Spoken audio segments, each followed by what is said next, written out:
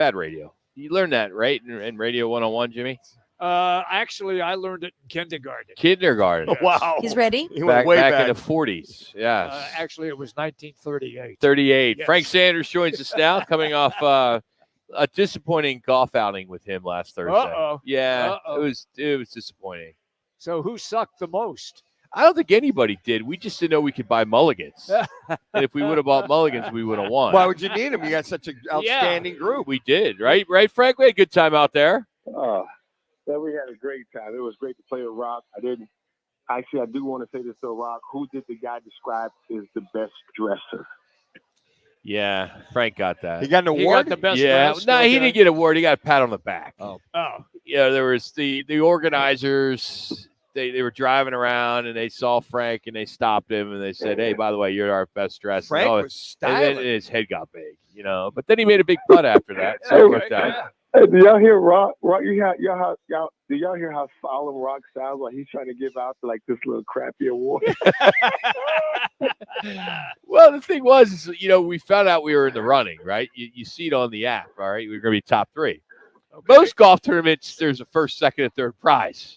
Not this one? So we sat around that's why I was an hour and a half late for the show. I remember. Because I'm like sitting there, I'm like, all right, we're going to be, we're going to have to get up, get our picture taken. Sure. We're going to win something. Get something. Sure enough, it was just in second place, Frank Sanders, Mike Morongo, and they just clapped, and that was it. We didn't even have to get up and get anything, right? Yeah, we didn't get anything. Still there, man, didn't get anything. Tournament was good calls. It was hot. But we played good, man. Unfortunately, like Rock said, we got out mulliganed, and it just didn't go our way. Really didn't. One last thing, and I've never seen this. He did a VJ Singh. What? He did a VJ Singh. Which is? He hit balls after we got done playing. Wow. That's what Who in the right mind, Yeah. after a golf tournament where it's 110 degrees, 6-hour round, gets done, he's in jeans or slacks, and hits balls. He banged out about 5 buckets of balls after it got It's done. a committed golfer right there, Rock. Did you figure it out? Yeah, I did. I played much better the next day at the AYFL golf tournament, man, charity event. So I played much, much better there. It's just sometimes, you're playing the scrambles, and most of the guys will know that you try to do a lot more than you should. You said the same thing, Rob, while you was out playing. I'm just doing too much, and you didn't really play. You don't play your best golf sometimes because you're trying to do too much. So, Yeah. But I need to hit some balls, and I worked it out. All right. Did you ever use since it was a scramble, did you ever use one of Rock's golf shots? Oh, we used multiple of Rock's golf shots, and Wow. his putting was pretty on point.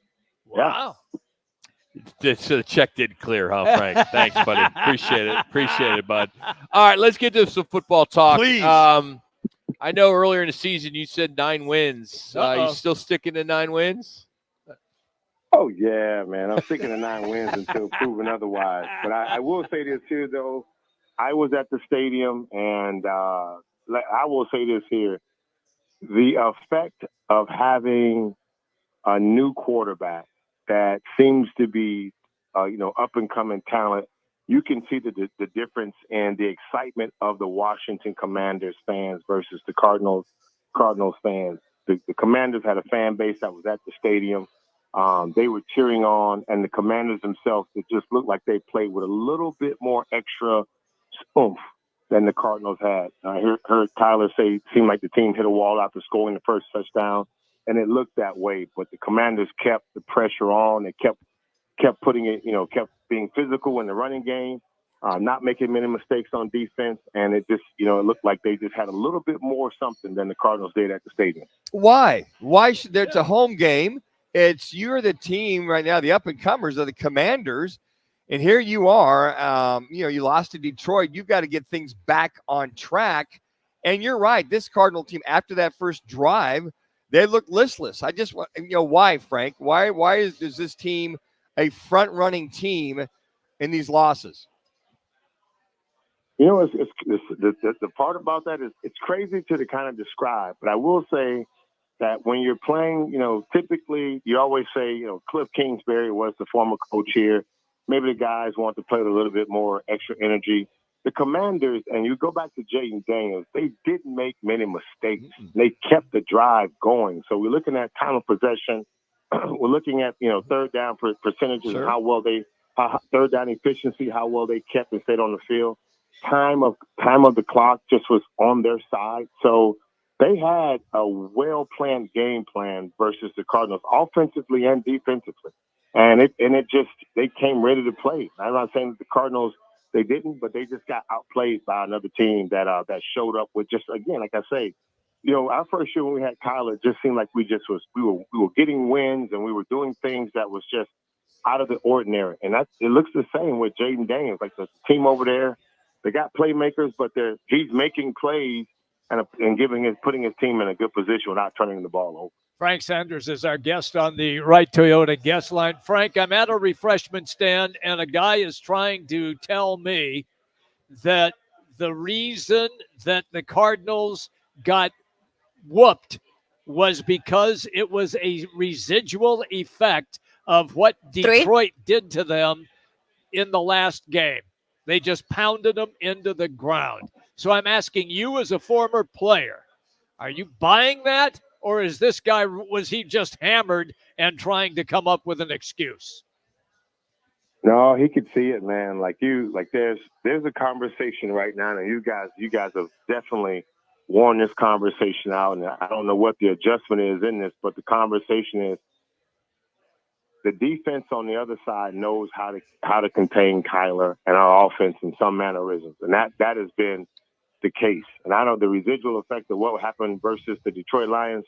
Once you watch what a team does, the NFL becomes a copycat league, offensively and defensively. If they found something that is working, that the next team you play or the next 4 or 5 teams you play, they will repeat that just with their players. And I think that we saw the Commanders come out. They had a wide technique on defense.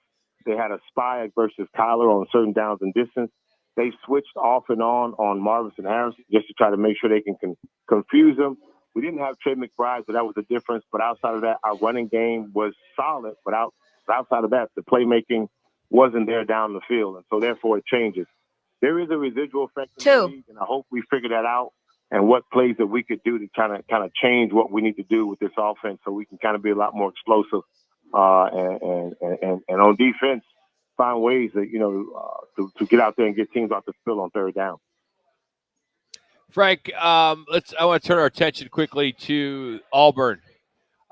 Does it take a cheerleader to knock out an Oklahoma player for you guys to have a shot in a game these days? What's the deal? Whatever it takes, right, Frank? They take a cheerleader in Hurricane Helen, and try to knock a team out of the way as bad as Auburn's playing right now. It's not good, man. It's we had a good chance. Auburn came to play. Again, that was an exciting game for about 3 quarters on the Auburn side. But Oklahoma, they just didn't quit, man. And I think that's a good indication that they're excited. The beauty of the SEC right now is that you're getting a chance to see teams that's coming out of other conferences, but there are good teams coming out of other conferences, and they're there in the SEC to fight. Oklahoma did not give up anything, and they end up coming away with the win at the end. I wish that our defense would have played and tackled as good as that cheerleader did, because we probably would have won the game handedly. Frank, I enjoyed it. Let's do it again. That was a fun time, buddy, and thanks for jumping on again today. Appreciate you. Appreciate you guys, man. You guys have a good Monday. That's Frank Sanders joining us here, talking some Cardinal football and Auburn Tigers. If you didn't see the story, we did post it on our Twitter page, but an Auburn cheerleader accidentally destroyed an Sooner defensive back.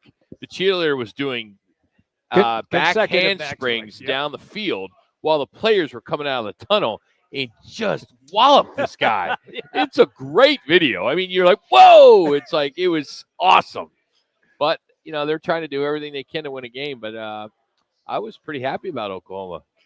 Yeah, Oklahoma. I tell you what. Was that one of your comeback That was. games? That was the last minute on Friday bet. Wow. Jack said 5 starters are out at wide receiver, and the spread was only +1 Oklahoma, and I jumped on it. Every single penny I had left in my account, which is like $42. Literally. It was $40-something, which left me with $1 something.